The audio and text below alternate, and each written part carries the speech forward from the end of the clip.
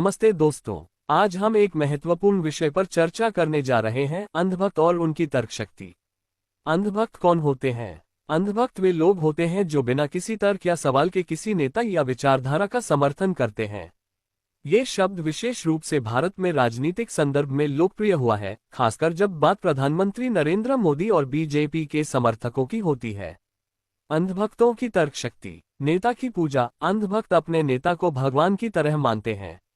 उदाहरण के लिए, अगर कोई मोदी जी की आलोचना करता है तो अंधभक्त उसे देशद्रोही कहकर चुप कराने की कोशिश करते हैं।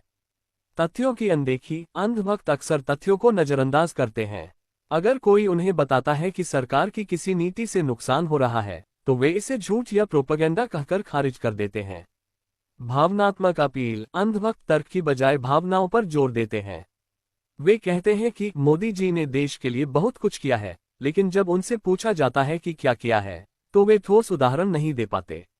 उदाहरण, मान लीजिए कि किसी गांव में एक सभा हो रही है और एक व्यक्ति लोगों को समझाने की कोशिश कर रहा है।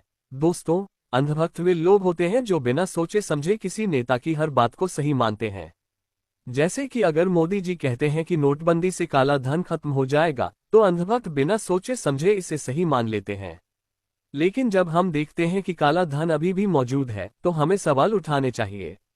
आज के संदर्भ में, आज के समय में सोशल मीडिया पर अंधभक्तों की संख्या बढ़ती जा रही है। वे हर उस व्यक्ति पर हमला करते हैं जो सरकार की आलोचना करता है।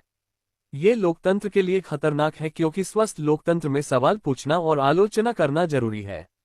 निष्कर्ष, अंधभक्ति से बचने के लिए हमें तर्कसंगत और तथ्यात्मक सोच अपनानी चाहिए। हमें हर बात को बिना सोचे समझे मानने की बजाय सवाल पूछने और तथ्यों की जांच करने की आदत डालनी चाहिए। इससे न केवल हमारी समझ बढ़ेगी बल्कि हम एक बेहतर नागरिक भी बनेंगे।